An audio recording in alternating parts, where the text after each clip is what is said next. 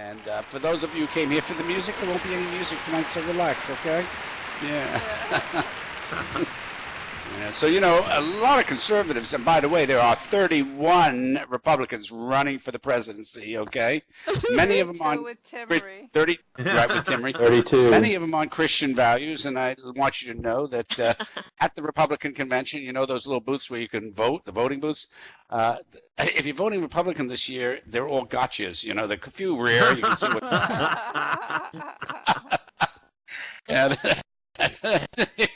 But anyhow, so many of the conservatives are against what they call socialized medicine. That's what they call it, okay? Which I always think about because, Germans have had universal health care since 1884 with nobody complaining, all right? Let's have their program. But, if they're going to complain about Obamacare, then I get to call private for-profit health care soulless vampire bastards making money off human pain, okay?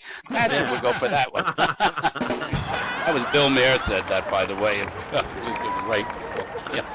And, if you're really having a lot of problems because of how much this health care may cost, if you're a Republican or whatever, this is going to help you. Just pretend that it's just another unnecessary war, and you'll feel better about it already. Yeah. Okay, and let's bring up... Come on up here, C, and you do it. And I'll see if I can get right here for after, okay? Yeah, go Steve. Hey, C. Yeah. I want to... Yeah, it still works. Cool. Okay. Yeah, I need to give a small disclaimer before I do. There is one single joke in my stuff tonight that I stole from Timmery, so... I don't want anybody coming up after the show and saying, hey, man, are you bagging Timmery shit? Because I am tonight. So anyway, I see that Tendalia is expecting, and I hope everybody will join me in congratulating her. I remember when my first wife got pregnant in SL, it was really special. I had never been around a prim baby in the womb before, but they talk in open chat. Like you'll be in the living room watching TV, and you'll hear, my mommy is eating the last of the dad's chunky monkey with peanut butter, and that makes my tummy hurt. And it's kind of cute, but you're also really pissed off that your wife's eating the last of the chunky monkey. But, it's really no surprise that a prim baby can talk in the womb because my manhood and her mother's sweetness were talking up a storm when they were conceived. We did have some problems during delivery. We ran out of prims.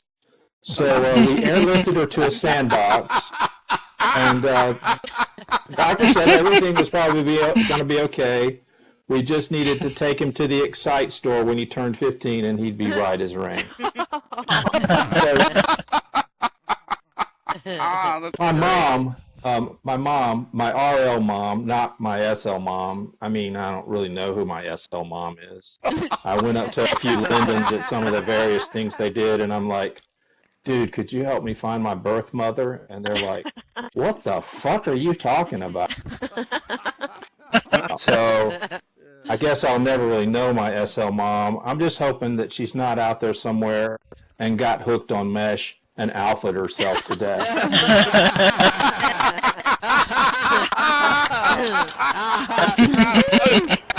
Just one alpha too many and you're gone. Anyway, my RL mom is really old school. She invites us over on every Sunday for dinner, and she has rules in her house, that are like you travel back in time. And like her biggest and most old-fashioned rule and annoying rule is no cell phones or smartphones. You can't use them at the dinner table. Even after dinner is over and you're just sitting around talking about really boring shit, if she catches you, she gives you that look, where she cocks her head and then she raises a finger. And if that doesn't work, she gives you this sound that you might have heard at your house. It's, ah! That's when you know you've been busted. Or sometimes if she realizes you've been using it for a while and she catches you, she lets out a loud, hey, put that away. And all the people that have, and all the people that have smartphones. What can I say? I should read this here better. Anyway, what we do is, of course, we make a game out of it, so we try to rat on somebody when we catch them with their phone slightly under the table or anything. And it works out. It's like, life. And she puts that finger shake. And for a while, we tried to make our case, about how it's just part of life now. It's, whose house is this? Mine. And whose rules do we follow? Mine. If you want to try hard to oh wait, I skipped character again. I really got to get a better scriptwriter. So if we try hard to convince her, if we try really hard to convince her that we should be able to use our cell phones at the table, she breaks out her secret weapon. It's like, Mom, I'm just checking my messages real quick at the hospital so I can see if there's an emergency, and you can see her face change. It breaks out slow. And then this unbearable look of sadness comes over her face. And her face starts quivering a little bit, and she says, all I wanted to do was have a nice family dinner, a dinner I slaved over all morning in the hot kitchen. And all y'all do is look at your phones. What happened to this family? What happened to us? And besides, you asshole, I know you're not a doctor. So...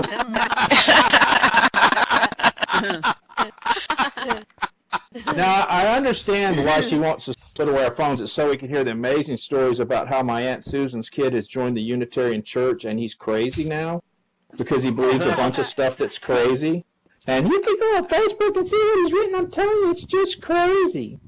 Or we go through family medical histories. That's always a lot of fun. You love to be sitting there and your mom asks you, see, when's your next colonoscopy? And it's like, Mom, I'm not going to have one. I'm telling you. God did not intend for a 6-foot camera lens to go the wrong way up your ass. Watch that language!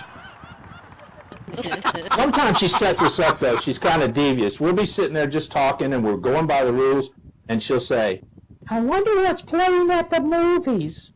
You can hear the phone snapping out of their clips like somebody yelled, draw, and tap, tap, tap.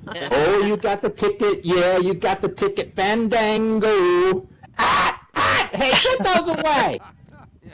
No, I love my mom, though. It's really great. The other day, my brother was telling us the other night that after 7 years, your virginity grows back. And I know that's terrible, but my mom says, well, it's been 9 years, so that means I'm a virgin. And a little TMI, but I'm thinking, you know what? Maybe we could sell my mom's virginity on Craigslist. Because I hear Arab sheiks pay big money for virgins.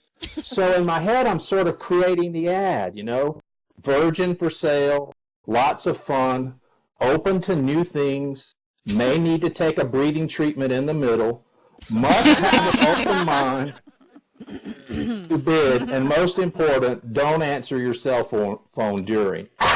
Hey, he's saying, I need a nap soon. So anyway, I guess you all heard about the most powerful woman in the world. Do you know who the most powerful woman in the world is? Anybody? Anybody want to take a guess as to who the most... Who? Aunt Jemima. Wow, okay. Anybody else got a guess who the most powerful woman in the world is? She can make food rise. Yeah. No, it's not Aunt Jemima, it's Taylor Swift. Taylor Swift is the most powerful woman in the world because Apple said, we are not going to pay royalties during the 3-month trial period. And she wrote one note, a single note. And in 3 hours, Apple, the largest, most powerful corporation in the world, reversed their policy. And the sort of the ripple effect of all that, just as that happened and everybody learned, I understand that it was about 2 hours later, President Obama called her to make sure he was doing a good job. And then the Pope sent her a special blessing as an offer of peace. But I'm thinking that the Taylor Swift dynasty got a little bit out of hand when ISIS did a funny video to her song Shake It Off, where they changed it to Chop It Off.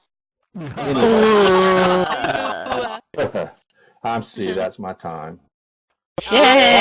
Oh, way to go, way to go. Fantastic.